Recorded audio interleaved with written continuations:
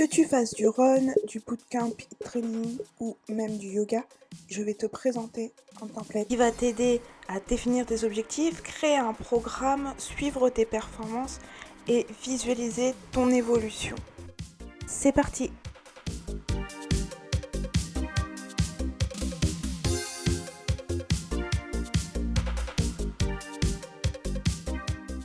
Ce template, tu as deux parcours, bootcamp, run et yoga. On va commencer par le bootcamp. Et comme tu peux le voir, tu as plusieurs éléments. Tout d'abord les objectifs, les sessions d'entraînement, le programme, les performances. Tu as la possibilité de voir les sessions d'entraînement pour aujourd'hui ou pour cette semaine. Avoir un œil aussi sur ton programme. Et tu peux bien entendu changer de vue entre les éléments pour avoir la vue qui te convient le mieux. Et surtout, la possibilité d'avoir une vision claire sur ton programme, sur tes objectifs.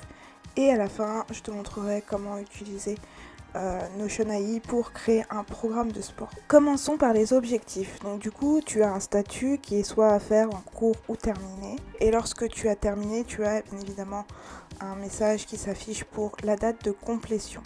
Tu as une relation vers les entraînements que tu pourras rajouter. Tu as une vision de la progression de tes entraînements et tu as une relation vers les programmes. On va commencer par définir les objectifs. Pour ça, on va utiliser ChatGPT et on va tout simplement lui demander de nous définir 10 objectifs SMART pour une personne débutant dans un bootcamp HIIT. Et à partir de là, ça va nous générer plusieurs exemples d'objectifs que l'on va pouvoir reprendre. Si jamais les objectifs ne vous conviennent pas, vous pouvez toujours lui demander d'en générer d'autres, mais c'est pas mal lorsque l'on ne sait pas trop comment définir ses objectifs. Si jamais vous avez déjà vos objectifs, vous pouvez totalement ignorer ChatGPT. Et ce qu'on va faire, c'est du coup sélectionner les objectifs qui nous intéressent. Une fois sélectionnés, je vais ajouter mes 3 objectifs dans notre tableau qui vont s'afficher dans nos autres bords. Et je vais aller dans la relation programme pour aller créer du coup notre programme Bootcamp. Je vous passe le passage où je demande à ChatGPT de me générer un programme sur plusieurs semaines, mais du coup, c'est ce que j'ai fait. J'ai défini des périodes sur lesquelles je vais travailler sur certains éléments. Et avant d'aller voir le détail, je vous propose de voir le tableau. Donc du coup, grâce à notre relation avec la session d'entraînement, du coup, on a plusieurs éléments. On a la durée en minutes, la distance. Pour ça, n'oubliez pas de bien rajouter une unité de mesure que vous voulez utiliser. Est-ce que c'est les mètres? Est-ce que c'est les kilomètres? On a la vitesse minimale et la vitesse maximale. Ensuite, on a l'évaluation, le statut et bien entendu le lien vers nos objectifs. Si on regarde comment notre programme est implanté, dans ce cas-là, vous avez le choix. Soit vous utilisez les sous-items pour pouvoir rajouter étape par étape votre programme. Soit vous allez directement, et c'est ce que j'ai fait pour le reste du programme, vous allez directement dans la page pour voir le programme à l'intérieur avec soit vous rajoutez des cases à cocher ou ce que vous voulez. Mais l'idée c'est d'avoir une trace de votre programme pour la semaine. Vous avez bien entendu le choix sur la vue, donc sur la vue table ou chronologie, où vous allez pouvoir voir les éléments étape par étape. Vous avez aussi la vue calendrier que vous pouvez utiliser. Pour la sélection d'entraînement, on va utiliser un modèle qu'on va utiliser, puisqu'on va avoir plusieurs sessions d'entraînement, plutôt que de devoir réécrire encore et encore les mêmes choses, et qu'on va pouvoir adapter. La page, je vais l'appeler Bootcamp. Je vais lui définir une date. On a bien évidemment une statut, la durée minimum, la distance, la vitesse minimale et maximale, l'évaluation et la relation vers le programme, les performances et le lookup vers les objectifs. Je vais aller définir un programme par défaut parce que je sais que plusieurs sessions d'entraînement vont contribuer à un seul programme. Donc ça, je vais aller le configurer. Et ensuite, je vais sortir de mon modèle pour définir la récurrence.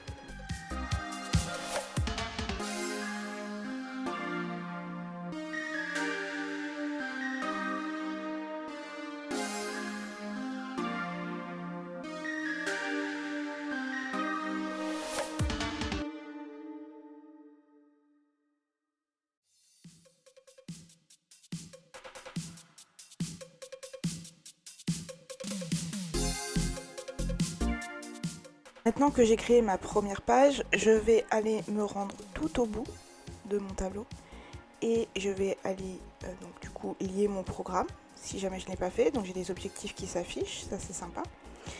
Et il y a un autre élément aussi qu'il faut prendre en compte, c'est le jour de la semaine. En fait, à chaque fois que vous allez sélectionner une date, il y a un jour de la semaine qui va s'afficher pour vous indiquer quelle relation appliquer aux performances. Et je vais pouvoir rajouter autant de sessions que je veux. Et à chaque fois que je vais changer la date, ça va me donner le jour à laquelle ça doit s'appliquer pour que je puisse le lier aux performances. Parce que les performances, du coup, on va les évaluer sur les jours de la semaine. Quel jour de la semaine on a été le plus performant? Si vous voulez rajouter plusieurs sessions pour un même programme, n'hésitez pas à utiliser le filtre pour à chaque fois que vous rajoutez une session. Du coup, ça se lie automatiquement au même programme.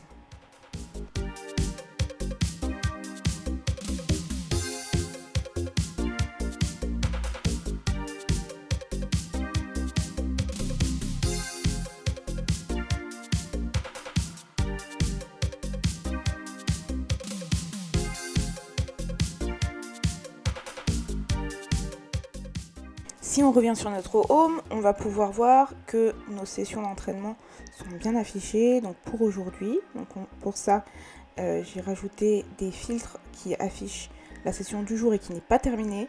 Et dans les accès rapides, vous avez la possibilité d'évaluer.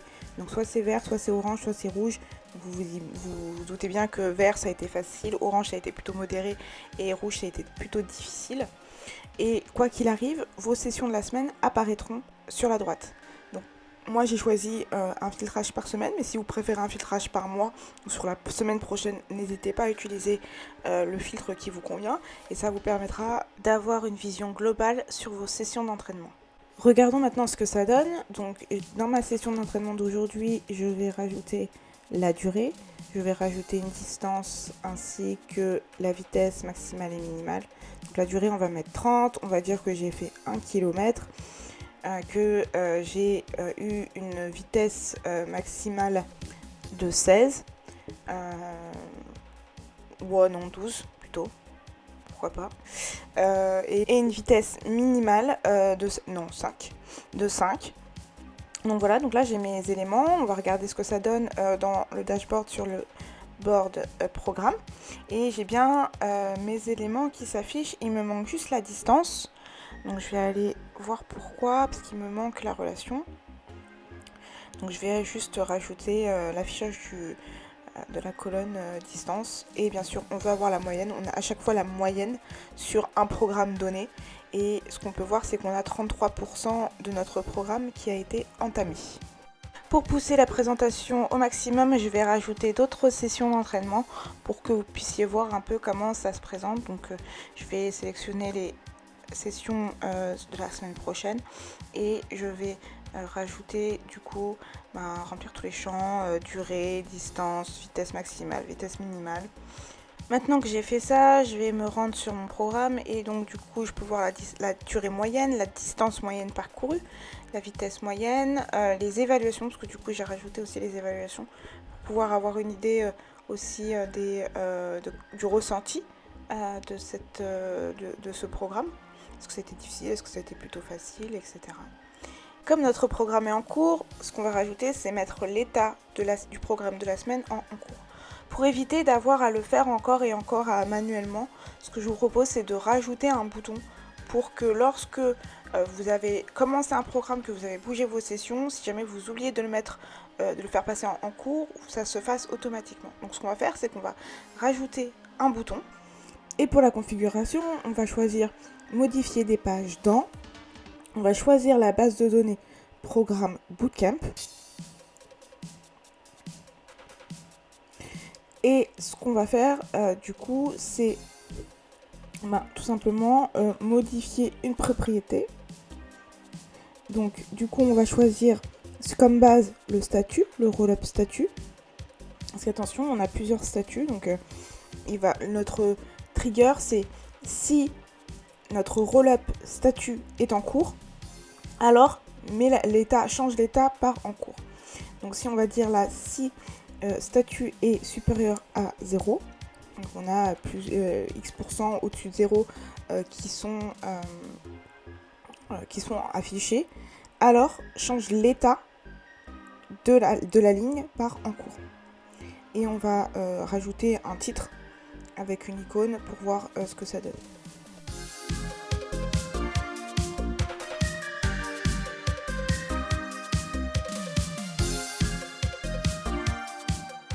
Bien évidemment, mon bouton ne peut pas fonctionner puisque la ligne qui est, est déjà en cours en fait. Donc le statut est actif. Et si j'appuie sur le bouton en changeant le statut, ça me dit que ça a été utilisé mais il ne se passe rien.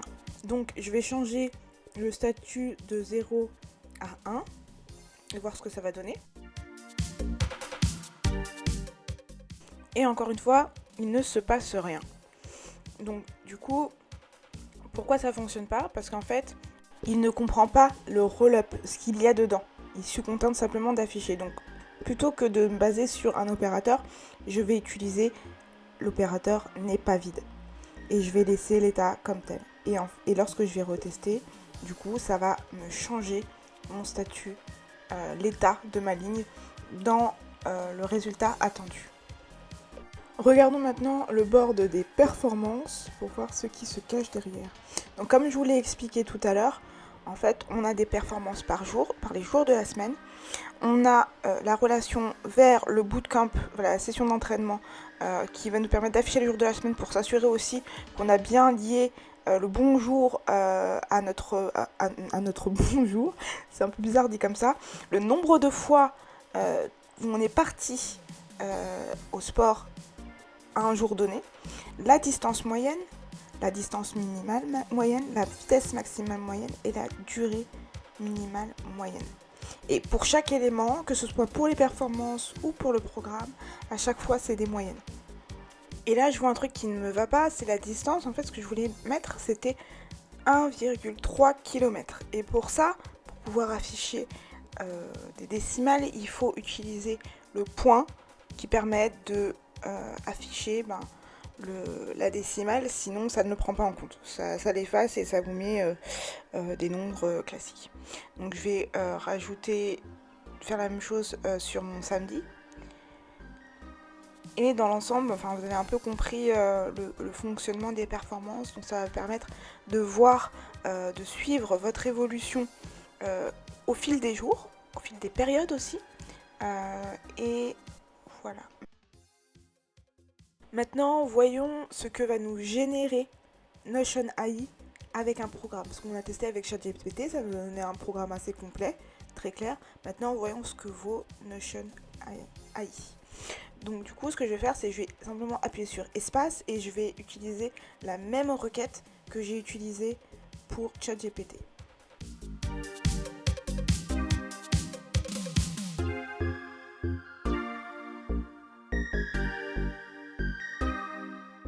Et du coup, ça commence à me générer un programme très spécifique qui me permet du coup d'avoir un vrai programme, donc le cardio, la musculation, etc. etc. Et du coup, c'est plutôt pas mal, je trouve. J'avais l'idée de tester aussi un générateur de recettes avec Notion AI. Si jamais ça vous intéresse, n'hésitez pas à me le dire en commentaire pour que je puisse essayer de concevoir un template qui génère des recettes. Et sinon, écoutez, on a plutôt fini. Tout ce qui restera, ce sera, si jamais le programme vous convient, ce sera de l'ajouter dans la zone programme. Passons maintenant au yoga. Donc c'est exactement le même template. À un détail près, c'est que vous avez un board de asana. Donc du coup, j'ai rajouté une soixantaine de asana dont vous pouvez évaluer le niveau, donc débutant, intermédiaire, maîtrisé ou à faire. Et à chaque fois que vous changez de niveau, vous allez avoir une date de maîtrise qui va s'afficher. Donc vous avez aussi le choix entre différents vues groupées. Ça c'est vraiment le board que j'utilise personnellement. Et si jamais il y a d'autres asanas qui vous manquent, n'hésitez pas à me le dire pour que je puisse les rajouter. Je vous montre aussi rapidement comment Notion AI me génère un programme de 30 jours de yoga pour un mal de dos. Donc c'est pas mal, c'est très restreint à mon goût, mais c'est pas si mal que ça. Voilà pour ce template. N'hésitez pas à télécharger si vous le désirez directement dans la description le template. Et comme d'habitude, n'hésitez pas à le partager à quelqu'un si vous pensez que ça peut être utile. À très vite.